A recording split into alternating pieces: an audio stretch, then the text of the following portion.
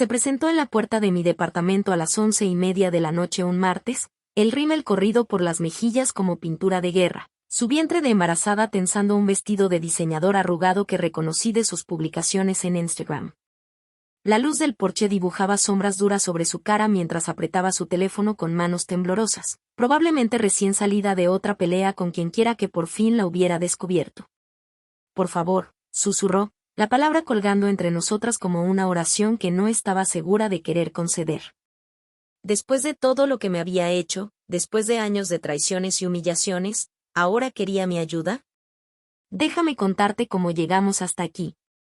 Creciendo, yo era como el suru confiable en la cochera familiar, mientras que Mónica era el Mustang rojo que se descomponía cada mes pero que siempre recibía más atención de los mecánicos. Ya sabes cómo es en algunas familias. Hay una hija dorada y luego están las demás. Yo era una de las demás, envuelta en un paquete olvidable. Mi mamá solía decir que yo era su constante, lo cual suena a cumplido hasta que entiendes que es un código para decirla que no nos preocupa porque nunca va a causar problemas.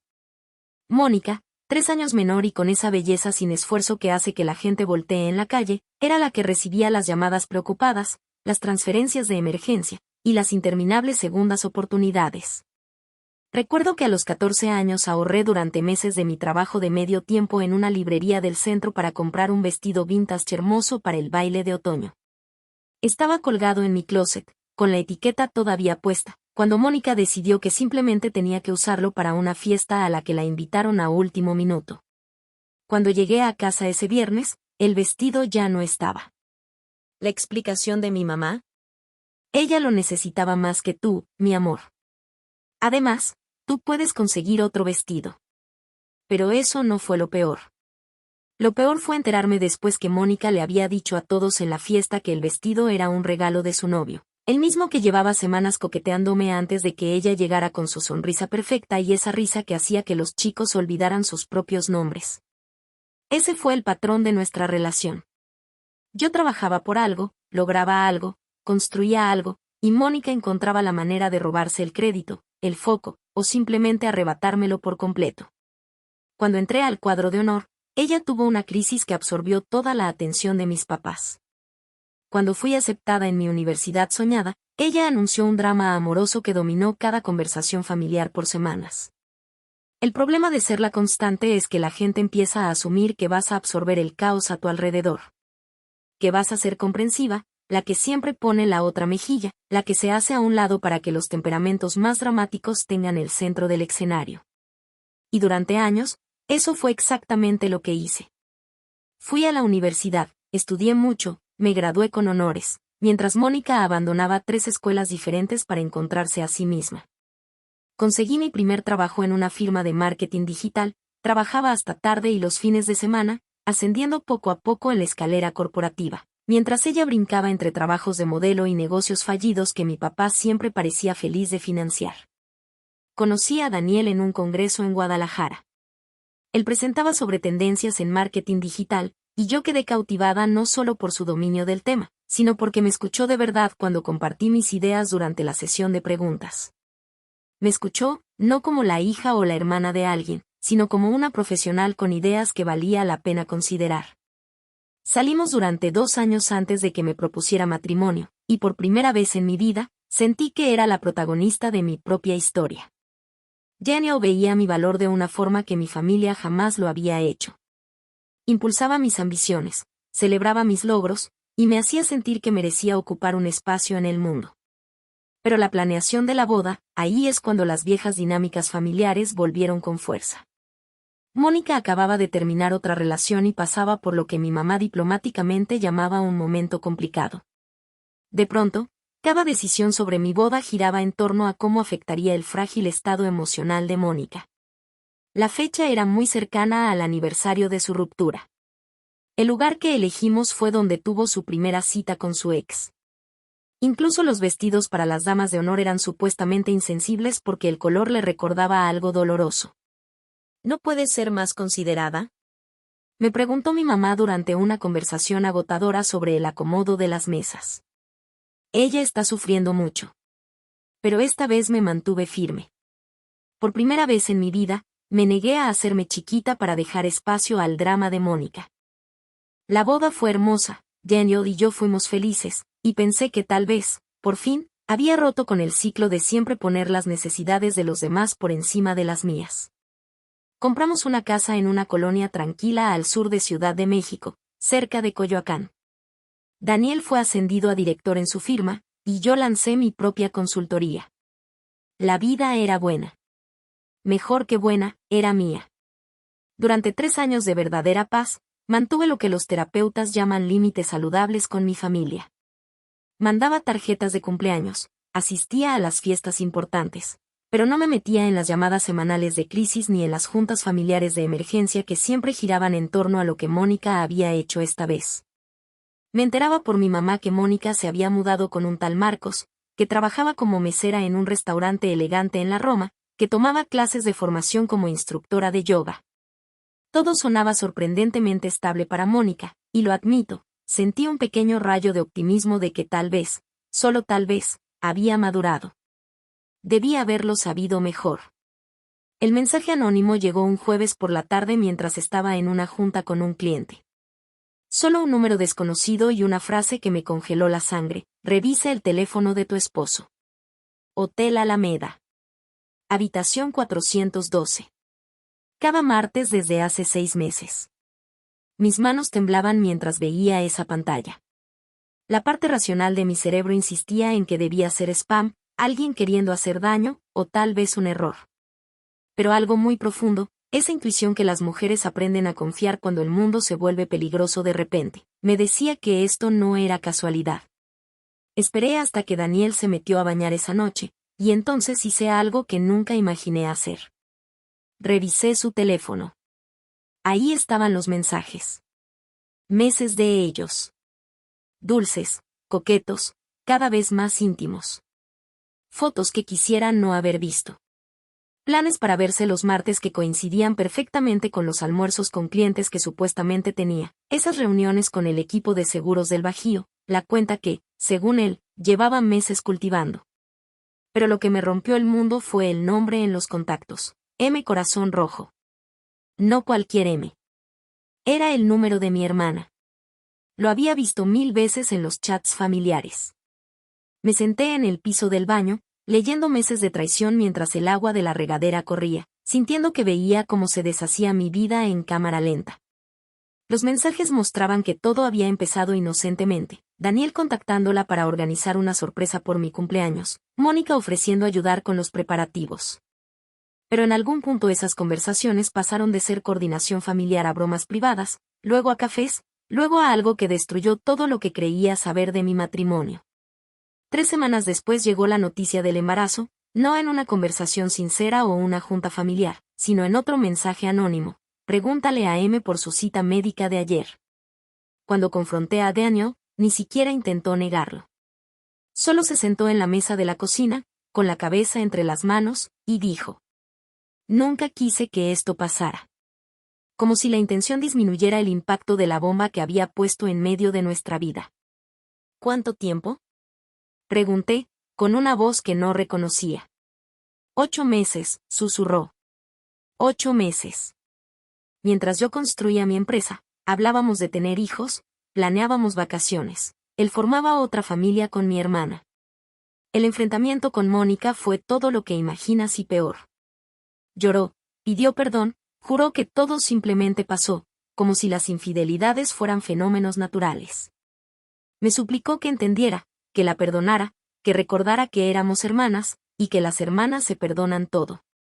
Pero la reacción de mis padres fue lo que quebró algo profundo en mí. Estas cosas pasan, dijo mi papá, como si Daniel y Mónica se hubieran tropezado por accidente en el lobby de un hotel y no hubieran mentido con premeditación durante casi un año. Lo que importa ahora, añadió mi mamá, ya en modo gestión de crisis, es cómo lo manejamos como familia.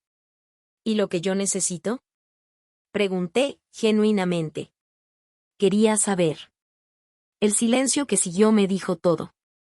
Ahí decidí: suficiente. Solicité el divorcio la semana siguiente. Daniel no lo peleó, creo que hasta se sintió aliviado.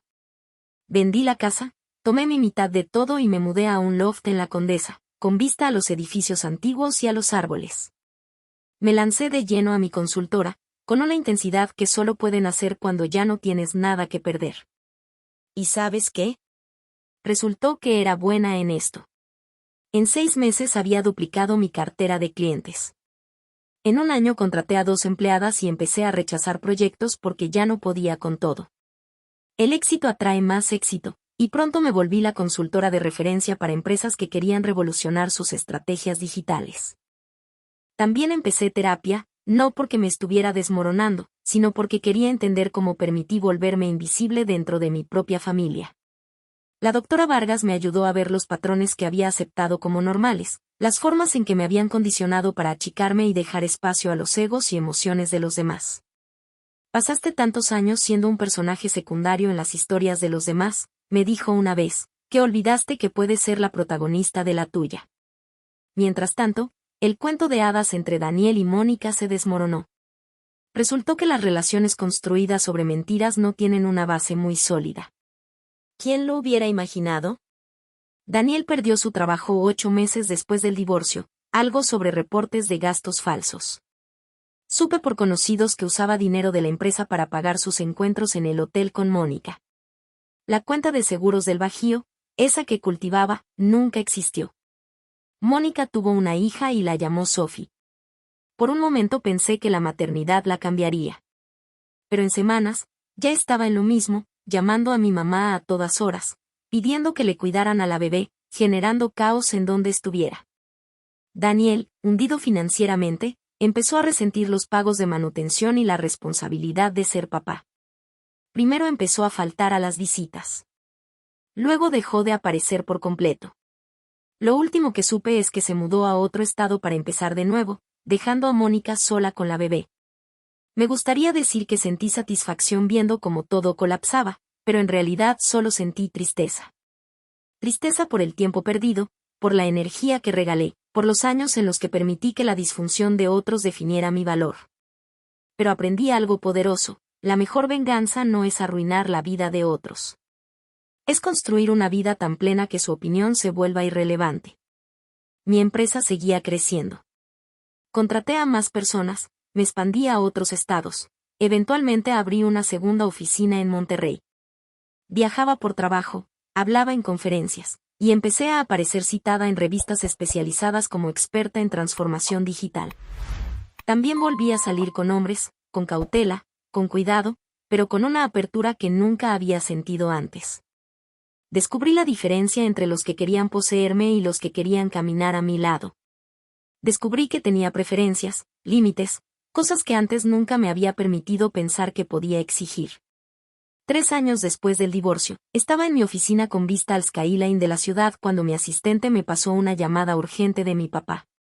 «Tenemos que hablar», dijo, con una voz que nunca antes le había escuchado. «¿Puedes venir esta noche?» Encontré a mis padres en la sala, envejecidos, con papeles esparcidos sobre la mesa de centro, estados de cuenta, documentos legales, lo que parecía un reporte policial. «Siéntate, hija», dijo mi mamá, y vi que le temblaban las manos. La historia salió a trozos, como un rompecabezas que se arma en reversa. Mónica les había estado robando durante meses, falsificando cheques, usando sus tarjetas, incluso pidiendo un crédito sobre la casa con documentos apócrifos. Las cifras eran alarmantes, suficientes para poner en riesgo su retiro, su seguridad, todo lo que habían construido con décadas de trabajo. Al principio no quisimos creerlo, dijo mi papá, casi en un susurro. Es nuestra hija. Pero la evidencia. Señaló los papeles con impotencia. El punto de quiebre fue cuando descubrieron que Mónica había estado vendiendo cosas de la casa, las joyas de mamá, los relojes antiguos de papá, incluso reliquias familiares que iban a heredarse algún día. Había aprovechado su amor y su confianza, apostando a que nunca mirarían demasiado de cerca. La cortamos, dijo mi mamá, llorando. Cambiamos las cerraduras, cerramos las cuentas conjuntas, todo. Pero necesitábamos decirte esto porque... Se miró con papá, que asintió. Porque queremos corregir algunas cosas. Lo que siguió fue la conversación que esperé toda mi vida adulta tener con ellos. Se disculparon, de verdad, con detalle, sin excusas, por los años de favoritismo, por haber minimizado mis logros mientras justificaban los fracasos de Mónica, por haberme pedido que fuera comprensiva sin pedirle nunca a ella que fuera responsable. La alentamos, dijo mi papá. Y te fallamos. Como padres. Y como personas que debieron haber visto tu valor desde el inicio. Pero no habían terminado. Hablamos con nuestro abogado, continuó mi mamá, sobre nuestro testamento. Queremos asegurarnos de que lo que queda de nuestro patrimonio vaya a alguien que lo use con responsabilidad, alguien que ha demostrado que puede construir algo significativo. Me entregaron una carpeta con documentos legales, información de fideicomisos, y estados financieros que me hicieron sudar. El número al pie de la última página tenía tantos ceros que tuve que contarlos 2 veces. 37 millones de pesos. Mis padres habían sido mucho más exitosos en sus inversiones de lo que jamás imaginé. El despacho contable de mi papá se volvió un referente regional antes de que lo vendiera. Las inversiones inmobiliarias de mi mamá, sus acciones cuidadosamente elegidas, se habían multiplicado con los años. Vivían con sencillez, en carros modestos, pero en silencio habían construido una fortuna. Esto no es para castigar a Mónica, aclaró mi papá. Es para premiar a la hija que eligió construir en vez de destruir. Que eligió la responsabilidad sobre el caos. Me senté en esa sala, con los papeles que representaban más dinero del que jamás había soñado tener, sintiéndome extrañamente en calma. No se trataba del dinero. Era validación. Reconocimiento. Una forma de decir, con acciones, que me veían. Que sabían quién era. Por supuesto, Mónica se enteró en cuestión de días. Siempre ha tenido sus formas de conseguir información. Y en una familia pequeña, nada permanece en secreto mucho tiempo. Las llamadas comenzaron de inmediato, llamadas enojadas, desesperadas, rogatorias. No contesté. Luego vinieron los mensajes, los correos, las notas a través de conocidos. Intentó de todo, culpa, amenazas, promesas de cambio, apelaciones a la sangre. Cuando nada funcionó, apareció en mi oficina. Hizo tal escándalo en el lobby que seguridad tuvo que sacarla. La historia llegó a los blogs locales de chismes. Mujer exige herencia de su hermana, con declaraciones cuidadosamente diseñadas y fotos de Mónica cargando a la bebé. No respondí. Había aprendido que participar en su drama solo lo alimentaba, y yo ya no era combustible para su fuego. Pero no estaba preparada para que Mónica apareciera en la puerta de mi departamento ese martes por la noche, embarazada de 8 meses de su segundo hijo. Aparentemente había vuelto a conectar con Daniel lo suficiente como para tomar otra pésima decisión, con la mirada hundida, el rostro pálido, y la ropa sucia como si llevara días sin ducharse. Y así era. Había estado viviendo en su coche. No tengo a dónde ir, dijo, aún parada en el marco de la puerta, apretando ese celular como si le fuera a salvar la vida. Mamá y papá ni siquiera me contestan. Daniel desapareció otra vez. Perdí mi trabajo, me desalojaron. Por favor, sé que tenemos historia, pero soy tu hermana. La observé. De verdad la vi por primera vez en años. El vestido de diseñador estaba arrugado y manchado. Su manicura perfecta, descascarada. Esa sonrisa confiada que la había llevado flotando por la vida no estaba. Era Mónica sin máscaras, sin privilegios, por fin enfrentando las consecuencias. Una parte de mí quería invitarla, darle de cenar, dejarla dormir en mi sillón. Demostrar que yo seguía siendo la buena. La más grande. La que perdona. Pero una parte más fuerte, la que había construido un negocio desde cero, sobrevivido a una traición brutal y aprendido a reconocer su propio valor, sabía que ese momento no era una crisis. Era una elección. Siento que estés pasando por esto, dije. Y lo sentía de verdad. Pero esto no es mi responsabilidad. ¿Y Sophie? ¿Y el bebé? Preguntó, desesperada ahora. Ellos no tienen la culpa. Tienes razón, asentí. Por eso necesitas tomar mejores decisiones por ellos. Hay programas de ayuda, albergues para madres solteras, instituciones que pueden ayudarte. Puedo darte algunos teléfonos. No quiero números. Gritó. Quiero ayuda de mi hermana. Quiero lo que tú tuviste de mamá y papá. Lo que yo tuve, dije bajito, fueron 37 años de invisibilidad. De que me hicieran a un lado. Lo que construí fue porque decidí que eso ya no me bastaba. Di un paso atrás y comencé a cerrar la puerta. Eres una maldita, escupió. Siempre lo fuiste. Por eso Daniel vino conmigo. Porque tú eres fría. Egoísta. Estéril. Cerré la puerta con firmeza pero sin violencia, giré la cerradura, y caminé de regreso a mi sala. Me serví una copa de vino y me senté. ¿Era yo una maldita? Tal vez. Pero había aprendido que hay una diferencia entre ser cruel y tener límites. Entre ser egoísta y priorizarte. Había pasado la mayor parte de mi vida absorbiendo el caos de los demás. Y ya no más. A la mañana siguiente llamé a mis padres para contarles de la visita. No nos sorprende, dijo mi mamá. Al parecer, Mónica había acampado primero en su entrada hasta que amenazaron con llamar a la policía. Nos preocupa Sophie, añadió. Pero no podemos seguir tapando todo. Tiene que enfrentar sus decisiones. Fue extraño escuchar a mi madre decir eso. Por primera vez, estábamos del mismo lado. Las semanas siguientes pasaron tranquilas. La primera tranquilidad real en años. Nadie gritaba, nadie lloraba por teléfono, nadie me exigía que resolviera lo que no era mío. Me levantaba temprano, caminaba por el Parque México con un café en mano, escuchando audiolibros sobre liderazgo, filosofía o simplemente historias de otras mujeres que también habían tenido que romper con algo que dolía para poder crecer. Fue en uno de esos paseos cuando se me ocurrió la idea. ¿Qué pasaría si pudiera ayudar a otras mujeres que también habían sido descartadas? Las hermanas responsables, las esposas traicionadas, las hijas invisibles. Mujeres que, como yo, habían hecho todo bien y aún así terminaron pagando por los errores de los demás.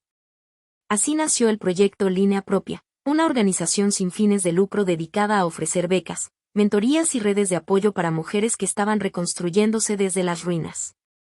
Usé una parte del dinero heredado para arrancar la iniciativa, contraté a una pequeña pero brillante plantilla de mujeres resilientes, y empezamos con talleres mensuales en un centro cultural en la Doctores. Los primeros meses fueron humildes. Asistían 10, 12 mujeres. Luego 15. Luego 40. Y un día, una joven que había estado en el primer taller me abrazó con fuerza y dijo: «Gracias por esto». Pensé que ya no tenía voz. Lloré en ese momento. Lloré mucho. Porque, por primera vez, sentí que todo lo vivido tenía sentido. Que no había sido en vano. Mis padres comenzaron a envejecer con más dignidad, sin el sobresalto constante de las crisis de Mónica. Visitaban mi oficina, preguntaban por los talleres, donaban discretamente al proyecto. Una tarde, mi papá me dijo: «Verte hacer esto, es la primera vez que siento que la familia construyó algo que va a durar». Yo no supe qué decir. Solo asentí. De Mónica no supe mucho más. Me llegó una postal sin remitente con una foto de un bebé. Al reverso, con letra temblorosa, se llama Gabriel. Estoy intentando hacerlo mejor. M. No respondí.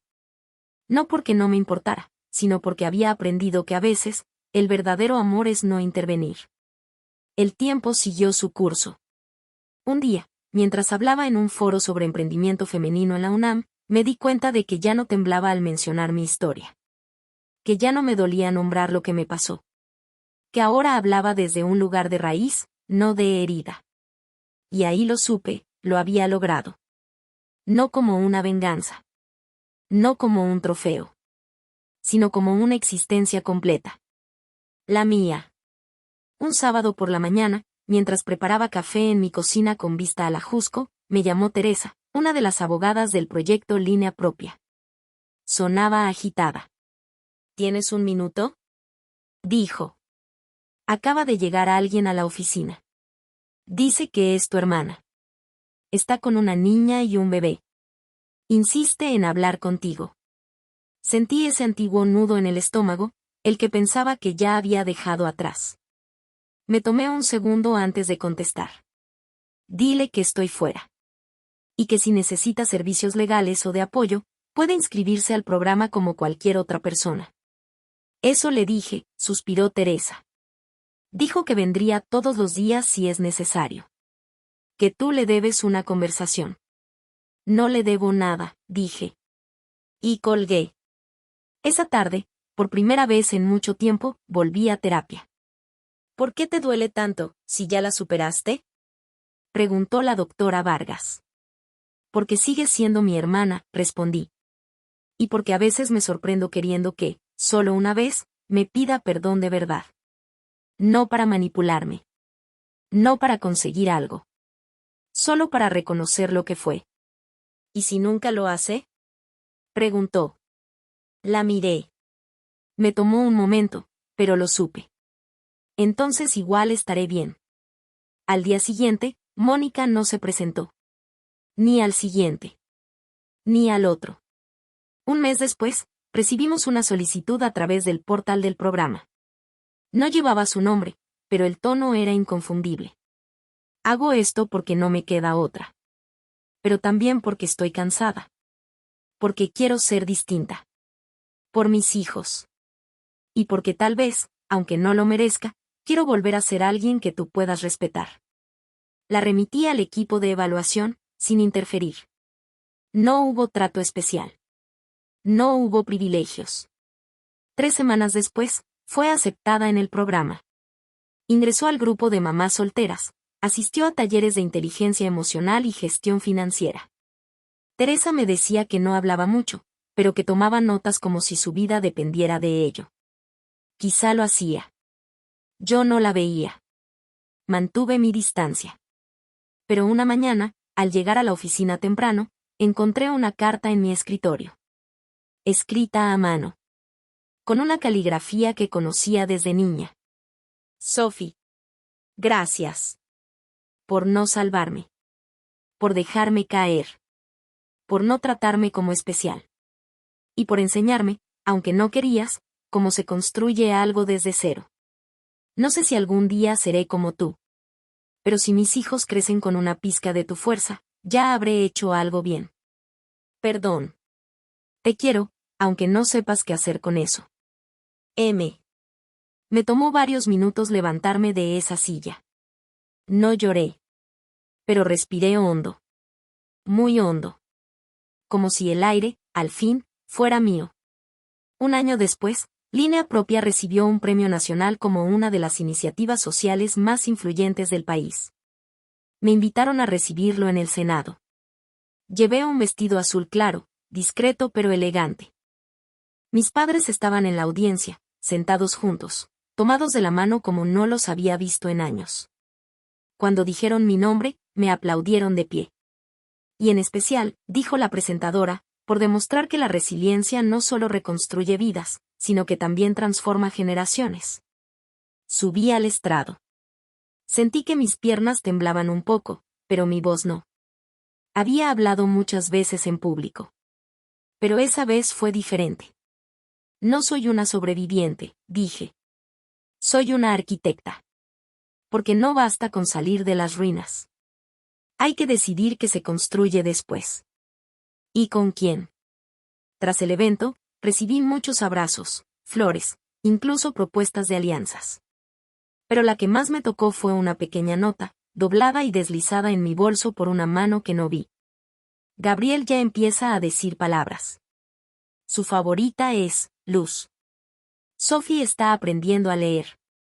Le conté que su tía tiene una biblioteca entera con su nombre. No firmaba. No hacía falta. Volví a casa esa noche con el corazón lleno. No por la validación, ni por los reflectores.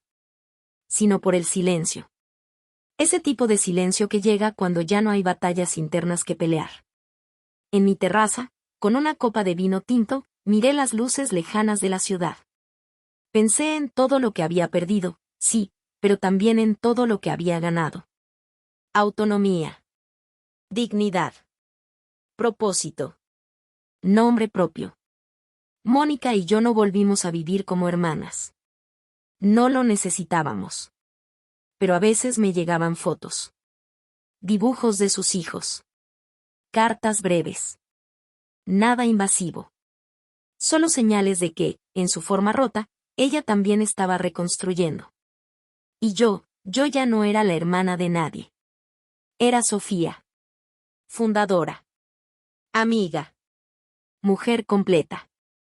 Y por primera vez en mi vida, eso era suficiente. Más que suficiente.